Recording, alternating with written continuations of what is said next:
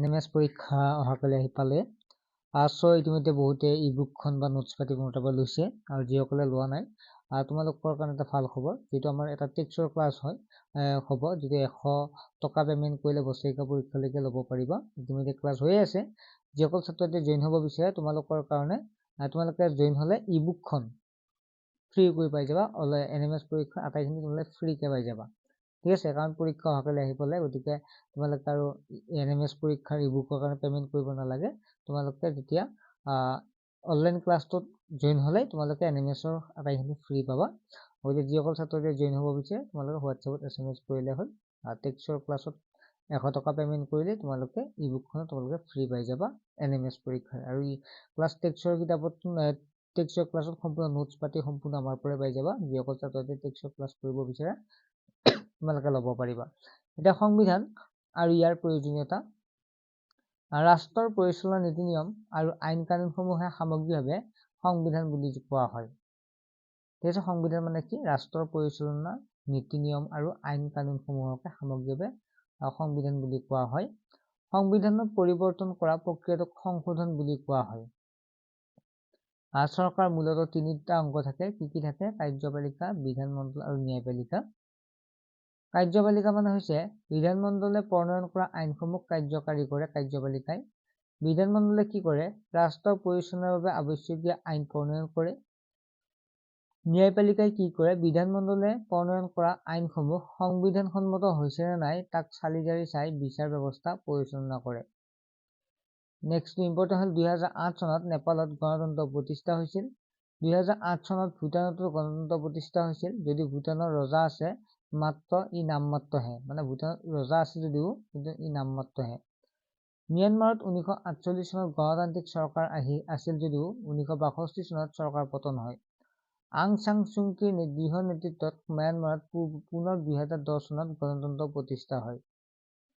1991 চনত আং চাং চুংকিৰ শান্তিক নোবেল বঁটাৰে পুৰস্কৃত কৰা হয়। আমেৰিকা যুক্তৰাষ্ট্ৰৰ সংবিধান আধুনিক ভাৰতৰ প্ৰথম লিখিত সংবিধান। এইটো প্ৰায় আহি থাকে।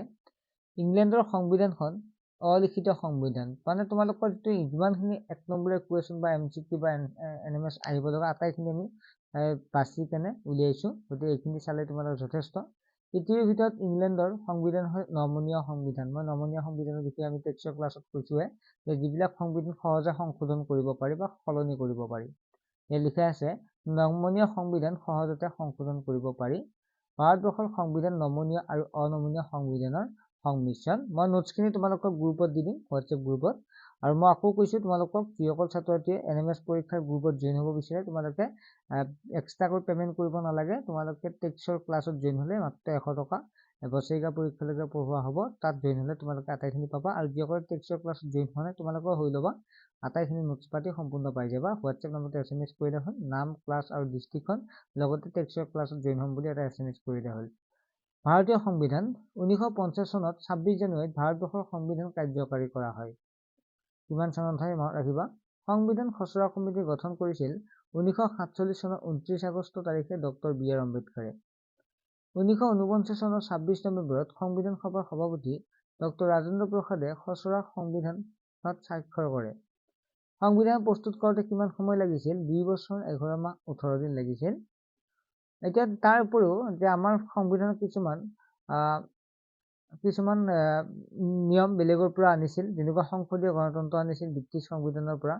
ৰাষ্ট্ৰ নিৰ্দেশাত্মক নীতি যিটো আছে সেইটো আয়াৰলেণ্ডৰ সংবিধান অনুসৰণ কৰিছিল বা তেখেতে সেই সংবিধানৰ পৰা লৈছিল। স্বতন্ত্ৰতা আৰু সমতা ভাতৃত্ববোধ ফৰাচী সংবিধানৰ পৰা। এইকেইটা ভালদৰে চাবা। মই যিখিনি নোটছ সেইখিনি ভালদৰে চাবাই দেই। যুক্তৰাষ্ট্ৰীয় শাসন ব্যৱস্থা কানাডা আৰু দক্ষিণ আমেৰিকাৰ পৰা। 1976 চনত সংবিধানৰ 42তম সংশোধনৰ দ্বাৰা সমাজবাদী আৰু ধৰ্মনিৰপেক্ষ আদৰ্শ সংযোজন কৰা গৈছে। কিমান চনত? 1976 চনত। কিমানতম সংশোধনী? 42তম সংশোধনী মতে। ভাৰতৰ সংবিধানত 395টা অনুচ্ছেদ, 22টা অধ্যায় আৰু 12টা অনুসূচী আছে। সংবিধানৰ 21 ক অনুচ্ছেদ 6 পৰা 14 বছৰলৈ সকলো শিশুক বিনামূলীয়া শিক্ষাৰ অধিকাৰ। 23 নম্বৰ আৰু 24 নম্বৰ অনুচ্ছেদত শোষণৰ বিৰুদ্ধে অধিকাৰ আছে। তাৰপিছত হৈছে 2006 চনত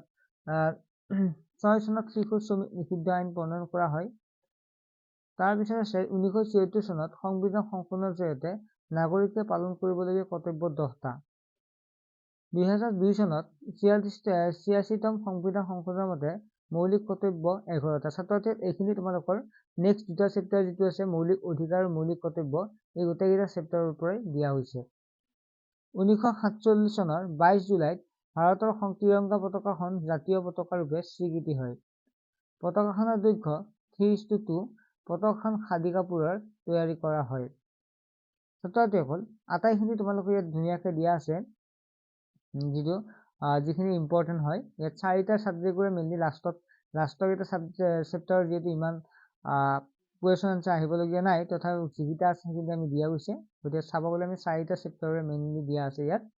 যিয়েই নহওক, আশা কৰোঁ তোমালোকে পঢ়া শুনা কৰি আছা আৰু NMS পৰীক্ষাটো পাছ কৰিব লাগিব। ভালদৰে চাবা। ঠিক আছে, বাকীখিনি নেক্সট এটা ভিডিঅ'ত আলোচনা কৰিম বাকী চেপ্টাৰবোৰ।